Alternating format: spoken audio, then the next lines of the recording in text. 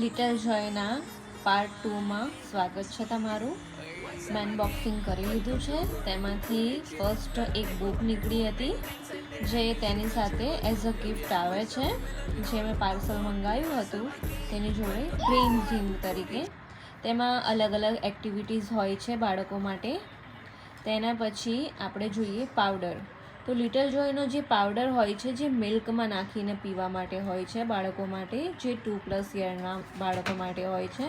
તેમાં chocolate flavour, strawberry flavour અને ઘણા બધા અલગ અલગ જાતના ફ્લેવર્સ આવે છે.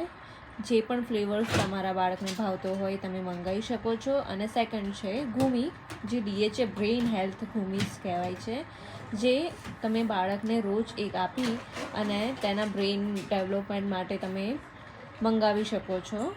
તો આ બંને મંગાવવા માટે લિટલ જોયનો સંપર્ક કરો. Thank you.